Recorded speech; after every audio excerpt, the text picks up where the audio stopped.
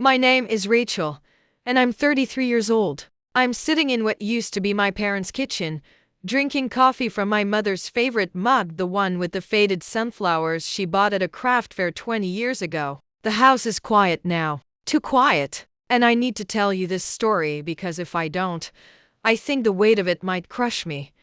But before I begin, I want to ask you something. Wherever you are right now, whether you're listening while driving to work, folding laundry, or lying in bed at midnight trying to make sense of your own family drama, drop your city in the comments. Let's see how far this story travels. Because I've learned that heartbreak and betrayal don't have zip codes. They're universal languages we all speak, whether we want to or not. And if this story touches you, if it makes you feel something, please hit that like button and subscribe. Not for me, but because your engagement tells me I'm not alone in this. That somewhere out there, someone else understands what it feels like to be invisible in your own family. Now, let me take you back. 10 years ago, I was 22 years old, fresh out of college with a degree in graphic design and a head full of dreams that hadn't been crushed yet. I was working at a small marketing firm in Philadelphia, living in a studio apartment that cost more than it should have, eating ramen 3 nights a week, and still managing to feel like I was exactly where I was supposed to be. My parents, Margaret and David, lived 2 hours away in a small town in Pennsylvania that time had forgotten. Dad had worked at the same manufacturing plant for 37 years. Mom had been a secretary at the local elementary school. They weren't wealthy, but they were careful. Or at least, I thought they were. My brother, Tyler, was 25 then. He'd been the golden child since the day he was born, 3 years older than me. Charming in that effortless way that some people are. The kind of guy who could talk his way out of anything. He dropped out of college twice, bounced between jobs, borrowed money from mom and dad more times than I could count, and somehow, someway, they always welcomed him back with open arms and fuller wallets. I remember the phone call like it was yesterday. It was a Tuesday evening in March. I was working late, finishing a presentation for a client, when my phone buzzed. Mom's name lit up the screen, and I felt that small flutter of anxiety I always felt when my parents called unexpectedly. "Hey, Mom," I answered, trying to sound upbeat despite my exhaustion.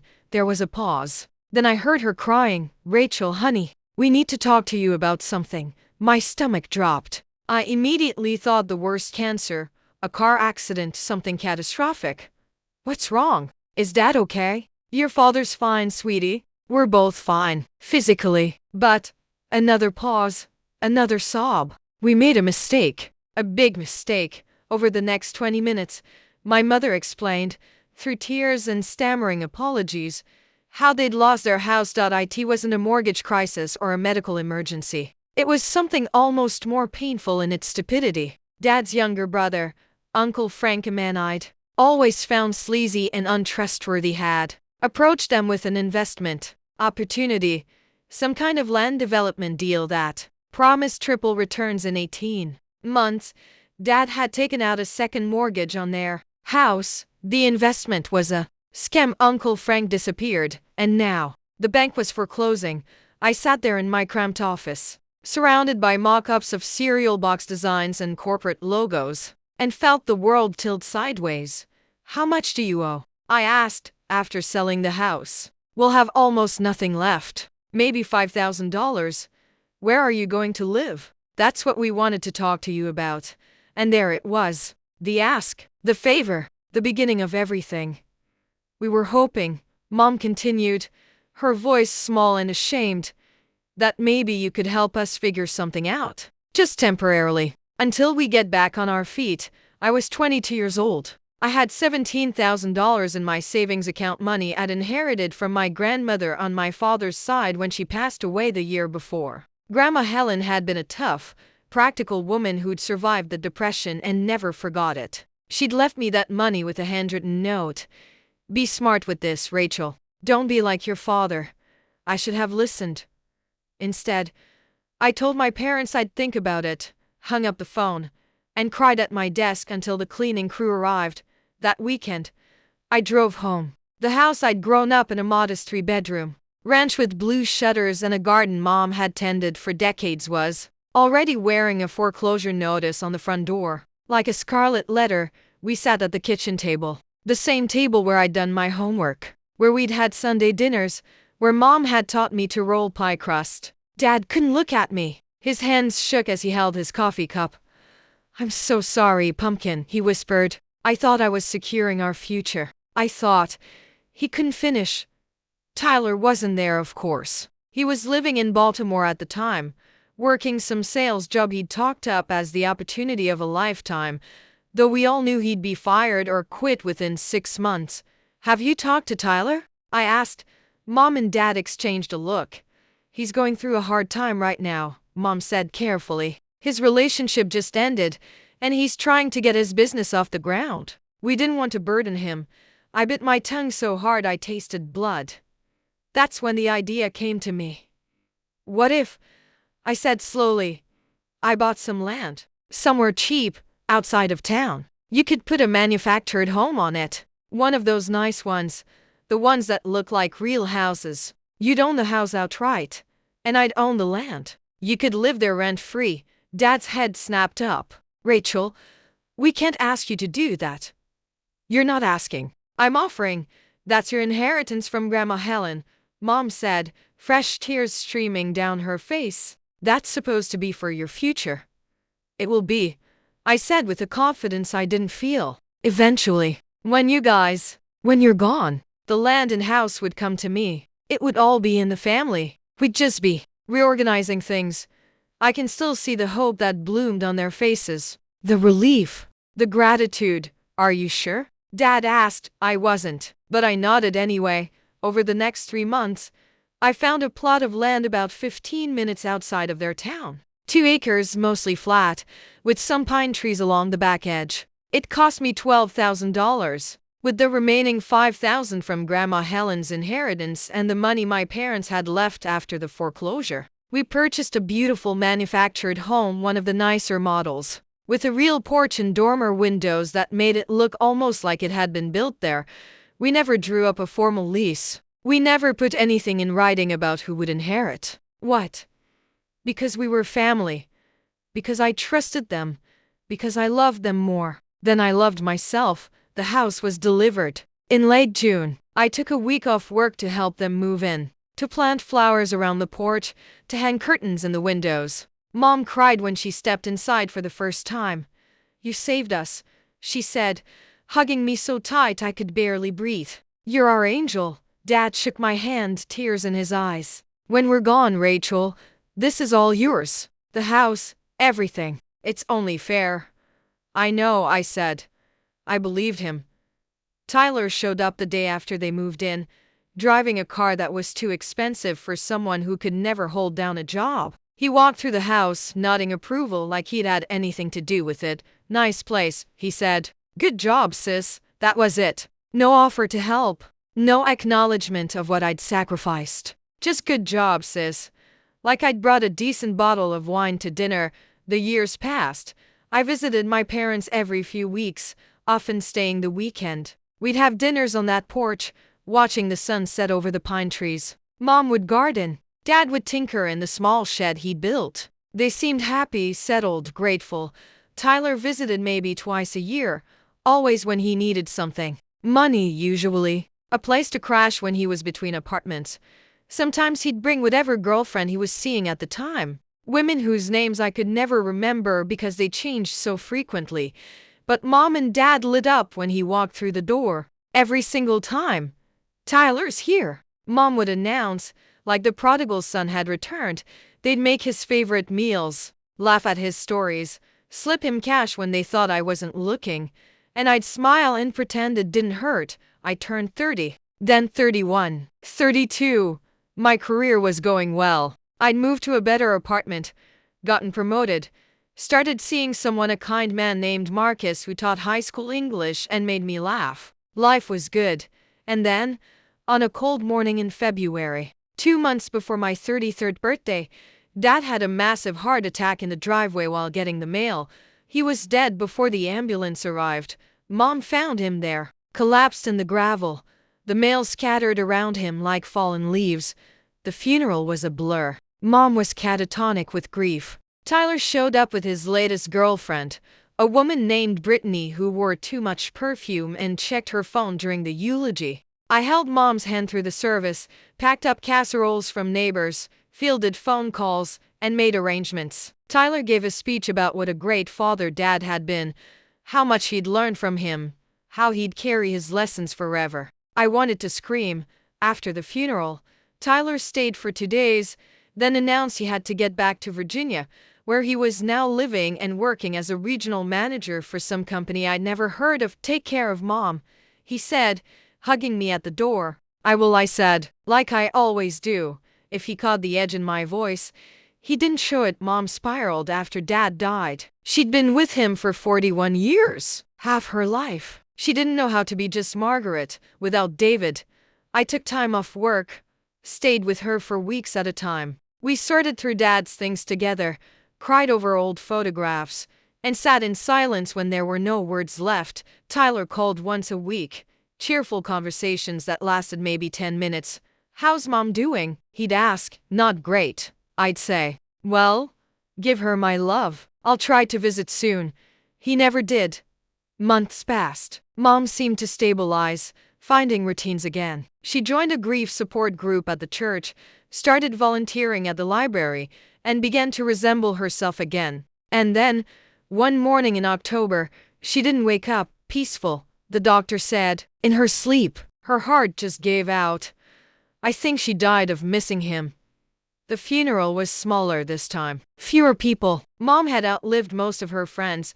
Tyler showed up alone. Brittany was apparently on a work trip. We buried Mom next to Dad on a gray Thursday afternoon. And as I watched them lower her casket into the ground, I felt something inside me crack wide open. I was an orphan now. 33 years old and an orphan. Tyler put his arm around me as we walked back to the cars. "We're all each other has now," he said. I almost believed he meant it. The reading of the will was scheduled for the following Tuesday, at the office of Richard Brennan, the lawyer who'd drawn up my parents' estate documents 5 years earlier. I didn't expect there to be much. Mom and Dad didn't have savings or investments. Just the house, some furniture, personal effects. I arrived early, parking outside the small brick building that housed Mr. Brennan's practice. Tyler pulled up 10 minutes later, driving a new SUV with temporary plates. "Nice car," I said. "Lease," he said, grinning. "Tax write-off." We sat in the waiting room making awkward small talk until Mr. Brennan's secretary called us back.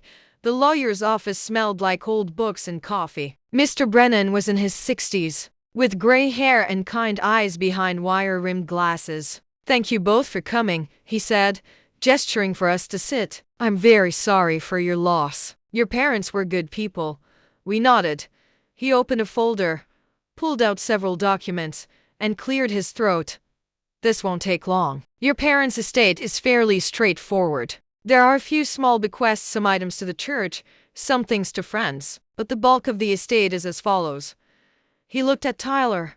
"To my son, Tyler James Henderson, I leave the family home and all its contents, along with any vehicles and remaining personal property. It is our hope that he will use this inheritance to provide stability for his future family." My heart stopped. Tyler's face split into a wide smile. "Really? The whole house?" Mr. Brennan nodded. "Yes, the structure and everything in it."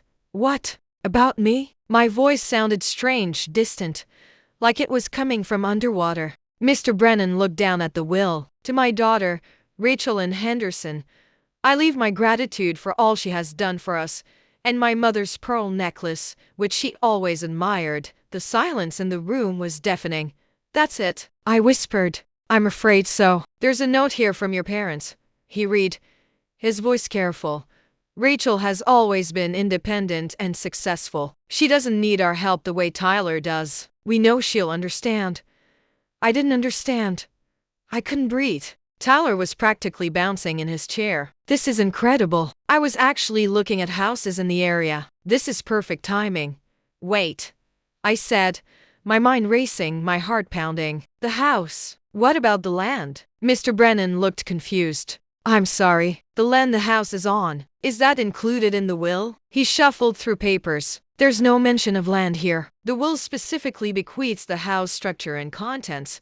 That's because they didn't own the land, I said, my voice shaking. I do. Tyler's smile faltered. What are you talking about? 10 years ago, when they lost their house, I bought that land with my inheritance from Grandma Helen. They built their house on my property. I own the land. They only own the structure. The color drained from Tyler's face. Mr. Brennan pulled off his glasses. Is this true? Yes. The deed is in my name. Rachel Henderson. It's been my property for a decade. Tyler stood up, his chair scraping loudly against the floor. That doesn't matter. I inherited the house. I own it now. You own a house, I said, standing to face him. That's sitting on my land. So what? Tyler's voice rose. You can't do anything about it. Possession is 9/10 of the law. The house is mine. You can't kick me out. We'll see about that. You know what your problem is, Rachel? Tyler moved closer, his face twisted with anger. You're jealous. You've always been jealous that Mom and Dad love me more. This is just proving it. They wanted me to have the house because they knew I deserved it. Something inside me snapped. Deserved it? You visited them twice a year. You borrowed money you never paid back. You missed Dad's birthday, Mom's birthday, their anniversary. I was there. Every weekend. Every holiday. Every time they needed anything. I bought the land that kept them from being homeless. And you're telling me I'm jealous? Yeah. Well, they still chose me in the end, didn't they? I could have hit him. My hands actually clenched into fists. Instead, I turned to Mr. Brennan. Can you confirm that the land is not part of this will? He nodded slowly. If the land is deeded in your name, then yes, it remains your property. The will only conveys what your parents owned. Perfect. I grabbed my purse. Tyler, enjoy your house. I'll be in touch. What's that supposed to mean? I didn't answer. I walked out of that office, got in my car, and drove for an hour before I finally pulled over and screamed. I screamed until my throat was raw, until I had no voice left, until the rage and grief and betrayal had somewhere to go besides eating me alive from the inside. Then I called a lawyer. Her name was Jennifer Corso, and she specialized in real estate law. I'd found her through a colleague, someone who'd used her for a property dispute and said she was brilliant and ruthless in equal measure. I met with her the next day at her office in downtown Philadelphia. I laid out the entire situation: the land purchase, the house, the will, Tyler's smug face when he thought he'd won. Jennifer listened, taking notes, her expression neutral. When I finished, she leaned back in her chair and smiled. This is beautiful, she said. Beautiful? Your brother owns a house but not the land beneath it. He's essentially a tenant on your property. And without a lease agreement, which you said you never signed, he's what we call a tenant at will. Meaning you, as the landowner, have significant rights, including the right to charge rent for use of your land. My heart started to race. How much rent? Market rate for a 2-acre property in that area? She pulled up some comparisons on her computer. I'd say between $3,000 and $4,000 per month would be reasonable. I let that sink in. And if he doesn't pay? Then you file for eviction. Not of the house. You can't evict a house. But you can evict him from your land, which means he'd have to move the house. Can he do that? Technically, yes. Manufactured homes can be relocated. But it's incredibly expensive. We're talking $50,000 or more, depending on the size and distance. And he'd need to find another plot of land that allows manufactured homes, get permits, pay for utility hookups. So basically, he's screwed. Jennifer's smile widened. I wouldn't phrase it exactly that way in court, but yes, he's screwed. We spend the next hour discussing strategy. Jennifer would draft a formal letter notifying Tyler of his status as a tenant on my land and informing him of the monthly ground rent he owed, retroactive to the date of our parents' death. How much do you want to charge him? Jennifer asked, pen poised over her legal pad. I thought about it. About every missed visit, every borrowed dollar, every time Tyler had waltzed in and out of our parents' lives while I held everything together. $3,500 a month, I said. That's reasonable and defensible. And make it retroactive to the day after Mom died. He owes for 2 months already. Jennifer nodded, writing. This is going to make him very angry. Good. The letter went out via certified mail the following Monday. I knew Tyler had received it when my phone started blowing up with calls and texts 2 days later. I didn't answer. Instead, I sat on my couch with a glass of wine and read his increasingly frantic messages. "You can't be serious. This is insane. You're really going to charge your own brother rent? Mom and Dad would be ashamed of you." That last one almost made me respond. Almost. But I didn't. 3 days later, he showed up at my apartment. I watched from my window as he pounded on the door, shouting my name. I called the police and reported someone harassing me at my residence. Tyler was gone by the time they arrived, but I filed a report anyway. The next communication came from Tyler's lawyer, some guy he'd apparently found in the yellow pages, who drafted a letter full of legal-sounding language that essentially said I was being unreasonable and should reconsider. Jennifer laughed when she read it. "This guy doesn't know real estate law," she said. "He's grasping at straws." She sent back a response that was professionally worded but amounted to, "Pay up or get out." Tyler didn't pay. Of course he did, and single quotes T.so after 30 days. Jennifer filed for eviction.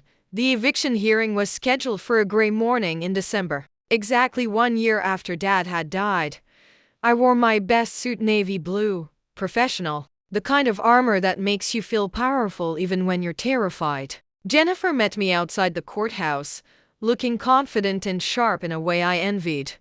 "How are you feeling?" she asked, like I might throw up. "Don't. We've got this." Tyler arrived 10 minutes late with his bargain bin lawyer, a man named Dennis Patterson who looked like he'd slept in his suit. Tyler wouldn't look at me. The hearing itself was brief and technical. The judge, a woman in her 50s with steel gray hair and no-nonsense demeanor, reviewed the documentation. Jennifer presented the deed to the land in my name, dated 10 years prior. She presented the lack of any lease agreement. She presented comparables showing that $3,500 monthly ground rent was reasonable for the area. Patterson argued that Tyler had inherited the house and therefore had a right to keep it on the property. "Your Honor," Jennifer responded calmly, "ownership of a structure does not convey rights to the land beneath it. My client has been more than generous in allowing Mr. Henderson to occupy her property rent-free for 2 months following their parents' death. However, he is now in arrears for $7,000 and has refused all attempts at reasonable resolution." The judge looked at Tyler. "Mr. Henderson, do you dispute that Miss Henderson owns the land?" "No. But do you have a lease agreement granting you use of this land?" "No. But our parents—" "I'm not interested in what your parents intended. I'm interested in what's legal. You own a house that sits on property you do not own and for which you have no legal right of occupancy without the landowner's permission." She shuffled papers. "Miss Henderson is well within her rights to charge market rate rent or to terminate your occupation of her land." "Your Honor, if I may," Patterson interjected, "moving a manufactured home is prohibitively expensive. That's not this court's concern. That's a consequence Mr. Henderson should have considered before refusing to negotiate with the landowner." The judge ruled in my favor. Tyler had 60 days to either pay the back rent and agree to monthly payments going forward, or remove his property, the house, from my land. As we left the courtroom, Tyler finally looked at me. "You're really going to do this?" he said, his voice breaking. "You're really going to make me homeless?" "You're not homeless," I said quietly. "You have a house. You just need to find somewhere else to put it. This is about revenge, isn't it? You're punishing me because Mom and Dad loved me more." I stopped walking, turned to face him fully. "No, Tyler. This is about you learning that actions have consequences, that you can't charm and smile your way through life while other people clean up your messes. I gave up my future to save our parents. I bought that land with money that was supposed to be mine, for my dreams, my life. And I did it because I loved them, because family is supposed to take care of each other." "I'm your family." "Are you?" "Because family shows up. Family doesn't just take. And you've been taking from me, from them, from everyone around you for your entire life." Tears streamed down his face. "Please, Rachel, don't do this." For a moment, just a moment, I almost caved. Then I remembered sitting in that lawyer's office, hearing that I'd been left a necklace while Tyler got everything. I remembered every missed holiday, every broken promise, every time I'd been invisible while he was celebrated. You have 60 days, I said. I suggest you start making plans. I walked away and didn't look back. The next 8 weeks were excruciating.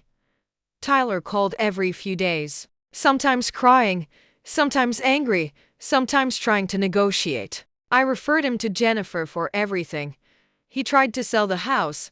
I knew this because Jennifer informed me that several potential buyers had contacted her office asking about the land situation. Every single one had backed out once they understood that buying Tyler's house meant also having to negotiate with me for the land or pay to move the structure elsewhere. The house was worthless. Without the dirt beneath it, Tyler tried to get a loan to move it. Denied.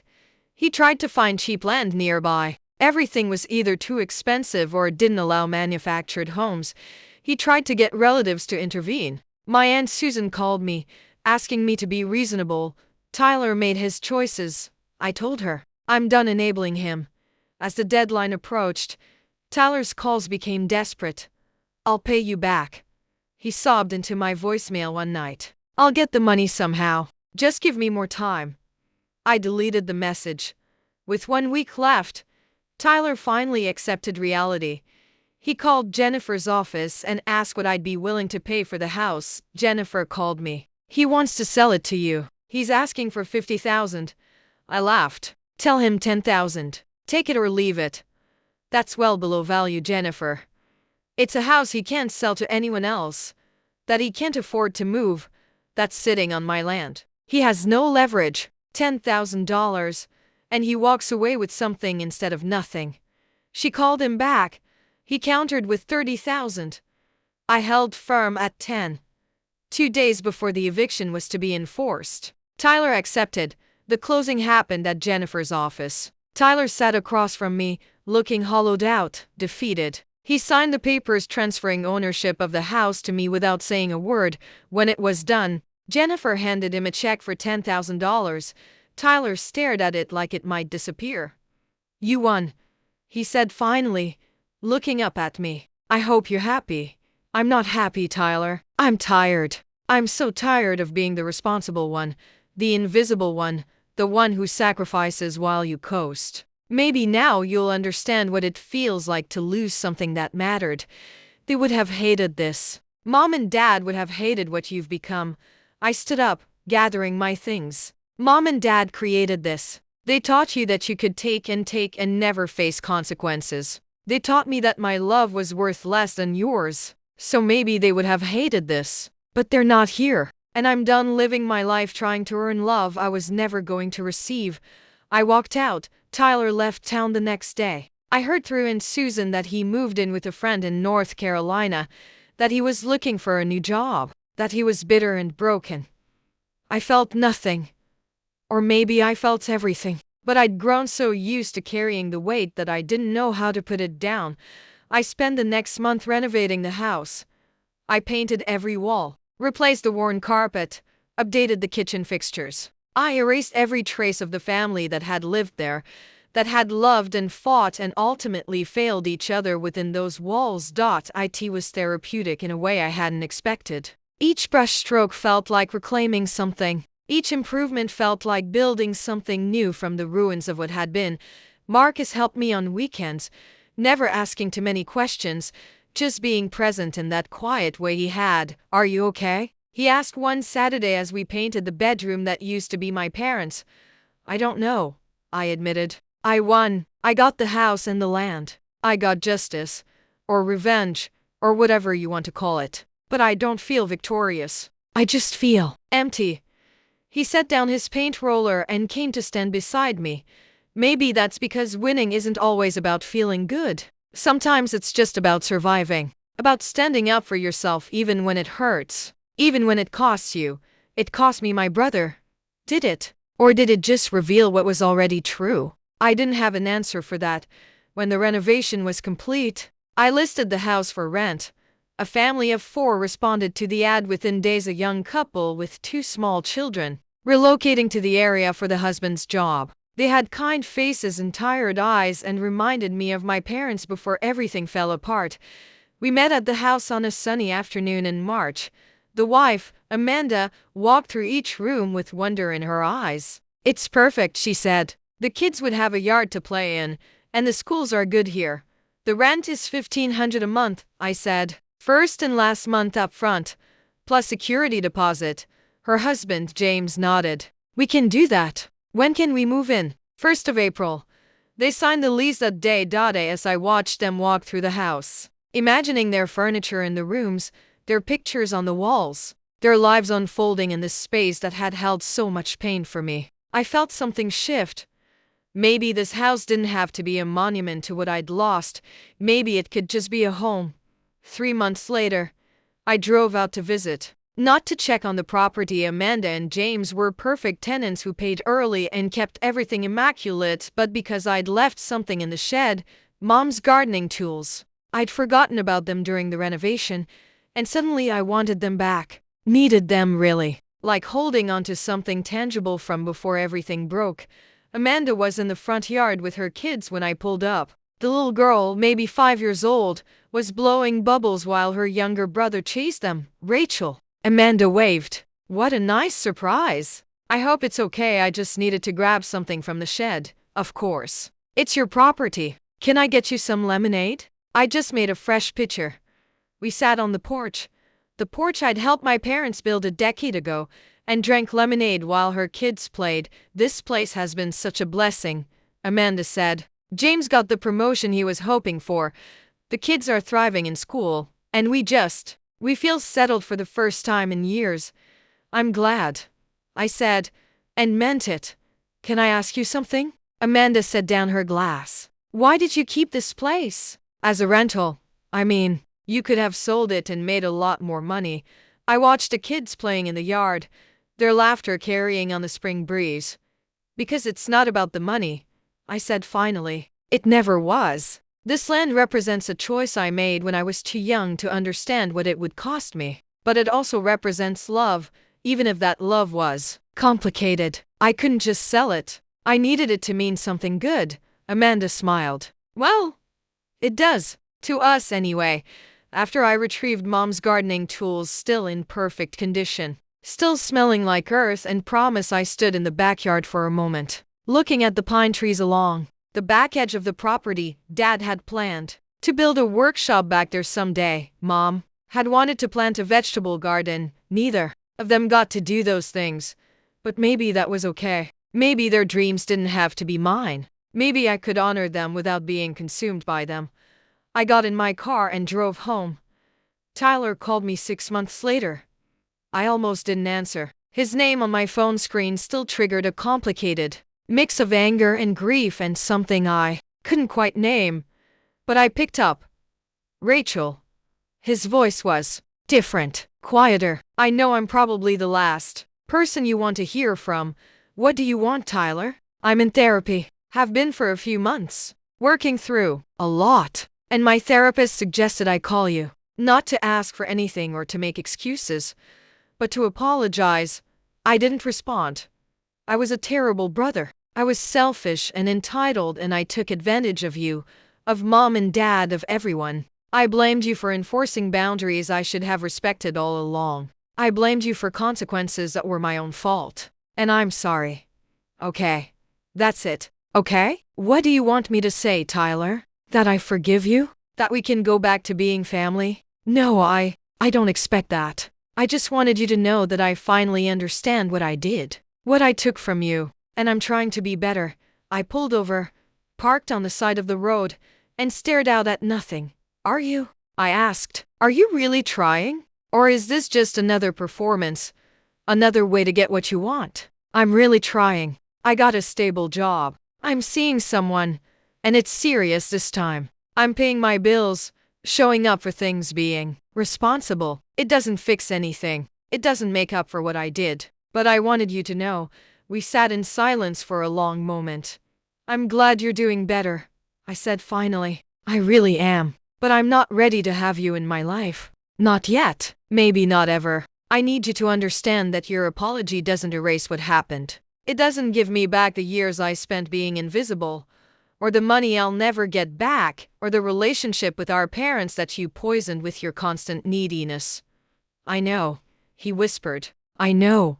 Do you? Because for 10 years, Tyler, 10 years, I subsidized mom and dad's entire life. I gave up buying a house of my own. I gave up traveling. I delayed getting married because I couldn't afford a wedding and a mortgage. I put my entire life on hold because I thought I was investing in our family. And they left me a fucking necklace. My voice cracked on the last word. Rachel, no. You don't get to comfort me. You don't get to make this better with words. You made your choices every single day for 35 years. You chose to take. I chose to give. And when it came time for mom and dad to decide who deserved their gratitude, they chose you. Because I didn't need help. Because I was strong. Because I would understand. I was crying now, ugly tears streaming down my face as I sat in my parked car on the side of a random road. Well, I don't understand. I don't understand how you sleep at night knowing what you did to this family. I don't understand how mom and dad could look at everything I sacrificed and decide it didn't matter. And I don't understand how you can call me now, 6 months later, and expect an apology to fix it. Tyler was crying too. I could hear it in his breathing. I don't expect it to fix anything, he said. I just needed you to know that I see you now. I see what you did, what you gave up, what you lost. And I'm sorry I didn't see it before. Goodbye, Tyler. I hung up before he could respond, and then I sat in my car and cried for an hour, crying for the family we'd never been, for the parents who'd loved us unequally, for the girl I used to be who thought sacrifice would be rewarded. When I finally drove home, I felt lighter somehow, like I'd been carrying Tyler's guilt along with my own grief, and I'd finally set it down. Marcus was waiting at my apartment with takeout and a bottle of wine. Rough day, he asked, pulling me into a hug. Tyler called. We ate dinner in comfortable silence, and then we sat on my couch, my head on his shoulder, while I told him everything. Do you think you'll ever forgive him? Marcus asked when I finished. I don't know. Maybe. But forgiveness doesn't mean letting him back in. I've learned that boundaries aren't cruel. They're necessary. And I'm allowed to protect myself, even from family. Especially from family.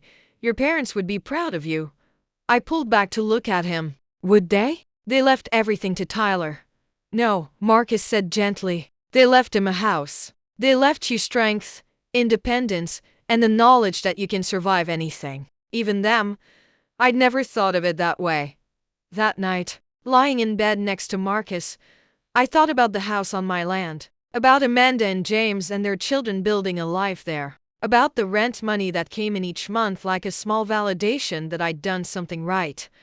I thought about Mom's pearl necklace, sitting in my jewelry box. I'd never worn it, and I thought about Grandma Helen, who'd survived the depression and never forgot it. Who'd left me that money with a warning to be smart. I'm sorry, Grandma, I whispered into the darkness. I wasn't smart with it at first, but I think I am now. A year passed.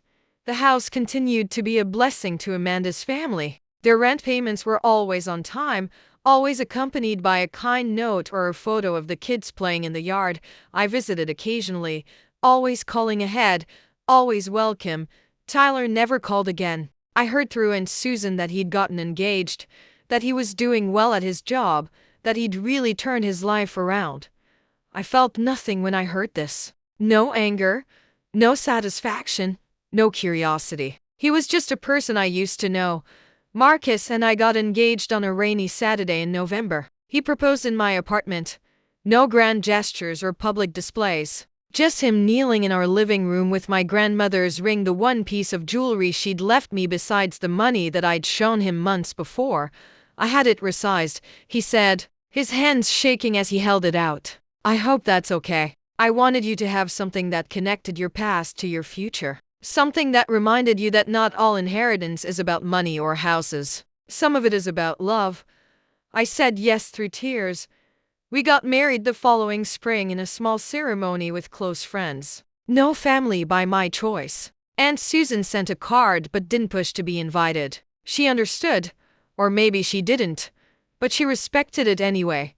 We honeymooned in Ireland, a trip I'd dreamed about since college but never thought I could afford. We stayed in bed and breakfasts, hiked coastal cliffs, and drank whiskey in pubs while locals told us stories. It was perfect. When we returned, there was a letter waiting for me. It was from Tyler's fiancée, a woman named Claire I'd never met. The letter was simple and direct.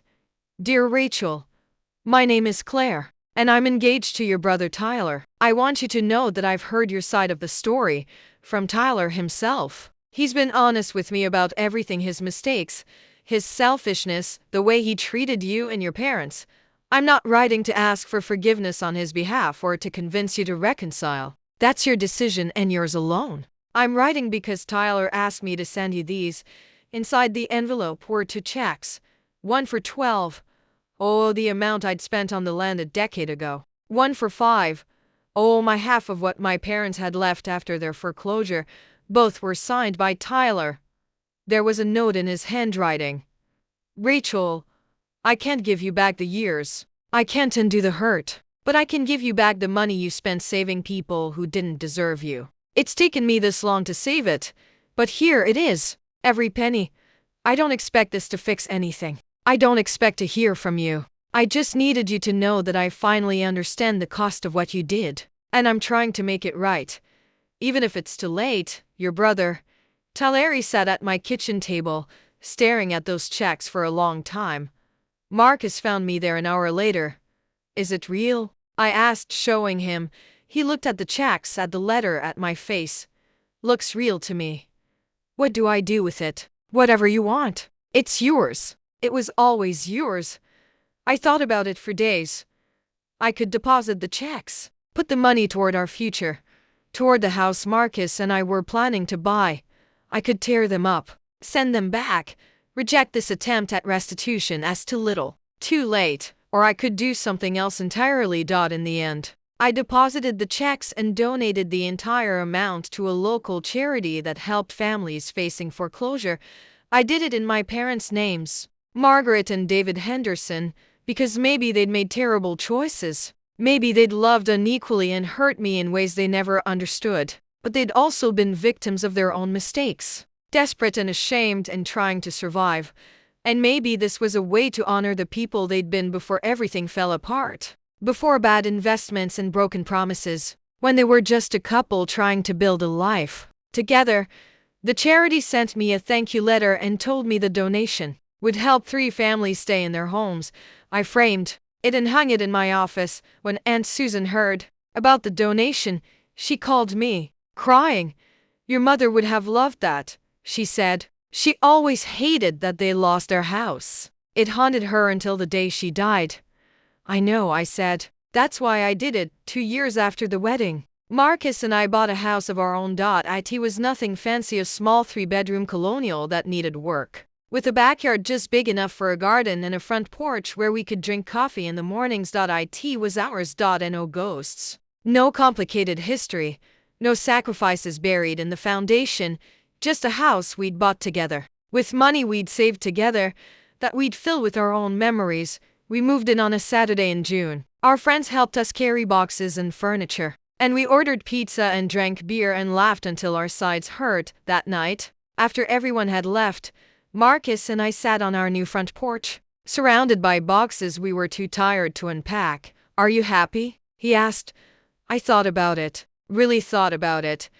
I thought about the girl I'd been at 22, giving away her future to save her parents. I thought about the woman I'd become at 33, standing in a lawyer's office and demanding what was hers. I thought about the checks from Tyler, the house I rented to a deserving family, the pearl necklace I still never wore but couldn't bring myself to sell. Yeah, I said finally. I think I am, even with everything that happened. Because of everything that happened, I learned that love isn't supposed to hurt. That family isn't an excuse for exploitation. That I'm allowed to protect myself and demand respect and walk away from people who treat me like I'm disposable, even if those people are my blood. Marcus took my hand. That's a hard lesson, the hardest, but necessary. We sat in silence for a while, watching the stars come out over our new neighborhood, our new life, our new beginning. Do you ever wonder what would have happened if you'd just let Tyler have everything? Marcus asked. If you'd walked away without fighting? Every day? I admitted. I wonder if I'd have regretted it. If I'd have spent the rest of my life feeling like a doormat, like someone who couldn't stand up for herself. I think that would have eaten me alive more than losing the money ever did.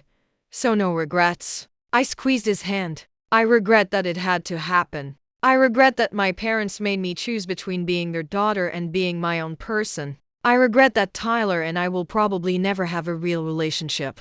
But I don't regret fighting for what was mine. I don't regret demanding to be seen and valued.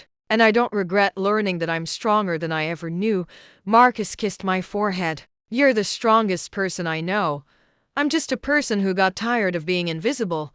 We went inside and started unpacking our life together. Box by box, room by room, building something new from everything we'd survived to get there. 5 years later, I'm 38 years old. Marcus and I have a daughter now, Olivia, 3 years old, with his eyes and my stubborn streak. We've talked about having another, but we're in no rush.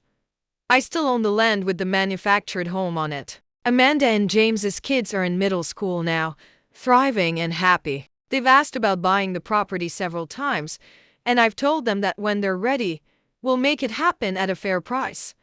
Because that's what you do when you have something someone else needs. You don't exploit it. You don't use it as leverage. You treat people with dignity and fairness.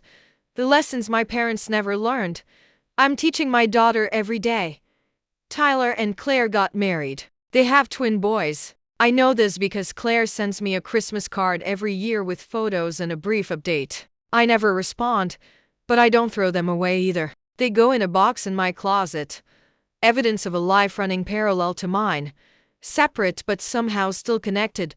Tyler never calls, never tries to visit, never pushes, and I'm grateful for that. Last month, I finally wore Mom's pearl necklace. It was Olivia's 3rd birthday party, and I was getting dressed when I saw it in my jewelry box, still in its velvet case, still perfect and untouched. I put it on. Marcus noticed immediately. That's beautiful. Is it new? No, I said, touching the pearls at my throat. It's old. It's the only thing my mother left me. It suits you.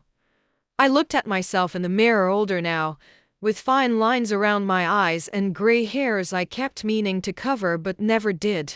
I looked tired and happy and strong. I looked like a woman who'd survived. Yeah, I said. I think it does. At Olivia's party, surrounded by toddlers and balloons and the sticky chaos of childhood, I watched my daughter blow out her candles and make a wish. I watched Marcus wipe frosting off her face and tickle her until she squealed with laughter, and I realized something I'd never quite articulated before. My parents gave me everything I needed to survive. Even if they didn't mean to, they taught me what not to do, how not to love, how not to value people based on who needs you more rather than who shows up. They taught me that inheritance isn't just about money or property. It's about patterns and behaviors, and choices that get passed down through generations until someone breaks the cycle. I broke the cycle. And my daughter will grow up knowing she's loved not because she's perfect or because she needs me, but because she exists, because she's mine. Because love isn't supposed to be earned or fought for or proven through sacrifice. It's supposed to be given freely. That's the inheritance I'm leaving her. Not land or houses or pearls, though she'll get those too, but the knowledge that she's enough, exactly as she is, that she doesn't have to be invisible to make someone else shine, that her voice matters and her boundaries matter and her worth isn't determined by how much she's willing to give up for other people. As I watched her open presents and play with her friends, I felt Mom's pearls warm against my skin, and I thought, maybe this is what healing looks like. Not forgetting, not even forgiving, but taking the broken pieces of what was and building something new, something better, something that honors the past without being imprisoned by it. I still drive past the land sometimes. The 2 acres that changed everything. The house looks good, well maintained, loved, alive with the laughter and chaos of the family inside. The pine trees have grown taller. The grass is green. It's just a place now, not a wound, not a battlefield, just land and a house and a family making memories. And that's enough. That's everything. So if you're out there listening to this, wondering if you should fight for what's yours, wondering if standing up for yourself makes you selfish or cruel or wrong, I'm here to tell you that it doesn't. You're allowed to protect yourself. You're allowed to demand respect. You're allowed to walk away from people who treat you like you're disposable, even if they share your blood, especially if they share your blood, because family isn't supposed to hurt like that. And love isn't supposed to cost everything you are. I learned that the hard way, sitting in a lawyer's office with a check for $10,000 and a brother who finally understood what he'd lost. But I learned it. And now, sitting on my front porch with my husband and my daughter, with mom's pearls around my neck and my own house behind me and a future that's finally, truly mine, I can tell you that it was worth it. Every painful moment, every hard decision, every boundary I set and every bridge I burned. It was all worth it, because I'm not invisible anymore. And I never will be again. Thank you for listening to my story. If it resonated with you, if you've ever felt invisible in your own family, if you've ever had to choose between being loved and being respected, leave a comment below. Share your city, your story, your truth. Let's build a community of people who understand that standing up for yourself isn't selfish. It's survival.